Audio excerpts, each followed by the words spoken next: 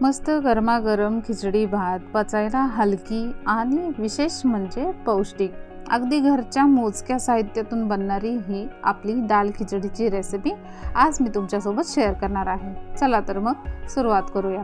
नमस्कार मंडळी, मी सोनाली माझ्या YouTube चॅनलमध्ये तुम्हा सर्वांचं मनापासून स्वागत करते। तर खिचडी भात बनवण्यासाठी इथे आपल्याला सर्वात आधी घ्यायचा आहे 1 वाटी तांदूळ। मी इथे आंबे मोहर घेतलेला आहे।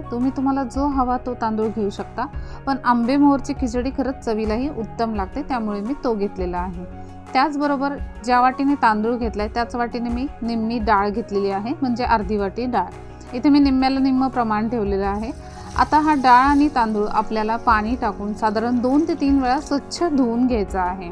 व्यवस्थित धुवून घेतला म्हणजे यामध्ये जे काही केमिकल पावडर काहीही असेल तर ते सर्व निघून जातं। तर तुम्ही बघू शकता 5 मिनिटातच मी हे डाळ तांदूळ व्यवस्थित धुवून घेतलेले आहे, अगदी स्वच्छ करून घेतलेले आहे। आता देऊयात फोडणी। फोडणी देण्यासाठी मी इथे ठेवलेली आहे कढई। कढईमध्ये टाकूयात थोडंसं तेल। तेलामध्ये टाकायची आहे मोहरी। मोहरी छान तडतडली की मग यामध्ये टाकूयात साधारण अर्धा चमचा जिरं। जिरंही छान फुललं पाहिजे। त्यानंतर टाकायचा आहे उभा चिरलेला कांदा। मी इथे कांदा उभा चिरून घेतलाय। तुम्हाला आवडत नसेल तुम्ही बारीक चिरून घेतला तरी हरकत नाही, पण कांदा उभा चिरून टाकला म्हणजे खिचडी भात अगदी असा चिकट लागत नाही, छान दाणेदार लागतो। त्यानंतर कढीपत्त्याची ताजी पानं मी यामध्ये ॲड केलेली आहेत। आता हा कांदा परतता यामध्ये मी अद्रक लसूणची पेस्ट टाकणार आहे। खरं तर अद्रक लसूणची पेस्ट ही फोडणी देतानाही टाकली जाते, पण काय होतं ती सगळी कढईच्या तळाला चिकटली जाते आणि त्यामुळे कांदा वगैरे व्यवस्थित परतत नाही। तर कांदा परतल्यावर जर तुम्ही अद्रक लसूणची पेस्ट अशी टाकली तर ती पेस्ट व्यवस्थित परतलीही जाते आणि काहीही तळाला चिकटत नाही। आता यामध्ये बारीक चिरलेला टोमॅटो मी टाकत आहे। टोमॅटो ऑप्शनल आहे, तुम्हाला आवडत नसेल नाही टाकलं तरी चालेल। थोडीशी हळद टाकून आता हे मिश्रण आपल्याला व्यवस्थित मिक्स करून घ्यायचं आहे। आता टोमॅटो छान शिजल्यासारखा दिसला की यामध्ये धुतलेले डाळ आणि तांदूळ आपल्याला टाकून घ्यायचे आहे। तुम्ही पाहू शकता मी डाळ आणि तांदूळ इथे मिक्स करून घेत आहे। आता हे डाळ तांदूळ टाकल्याच्या नंतर आपल्याला व्यवस्थित तेलात एकदा परतून घ्यायचे, लगेच पाणी नाही टाकायचं। थोडंसं परतल्यावर यामध्ये मी मिरची पावडर टाकते। मी आधीही टाकली असती, पण मिरची पावडर पण फोडणी देताना करपली जाते, त्यामुळे मी असं परतताना हे आधेमध्ये टाकते जेणेकरून ते करपू नये। आता मिरची पावडर टाकल्यावर आपल्याला यामध्ये ॲड करायचं आहे पाणी। पाण्याची कन्सिस्टन्सी मी तुम्हाला सांगितली होती, निम्म्याला निम्मी इतकी ठेवावी।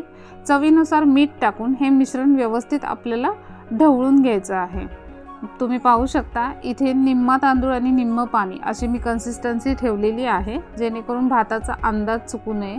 तर आता ह्या मिश्रणाला आपल्याला एक दणदणीत उकळी काढून घ्यायची आहे। साधारण 7 ते 8 मिनिटातच तुम्ही पाहू शकता याला छान उकळी आलेली आहे। आता गॅसची फ्लेम लो करून मी यावर ठेवून देणार आहे झाकण। झाकण ठेवून हा भात आपल्याला किमान 15 ते 20 मिनिटं फक्त शिजवायचा आहे।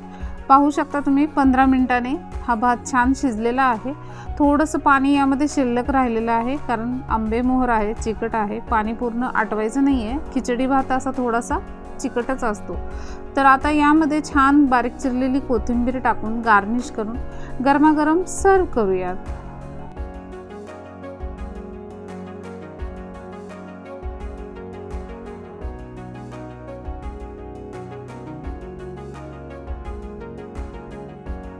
तर ही होती आजची साधी सिंपल खिचडी भाताची रेसिपी।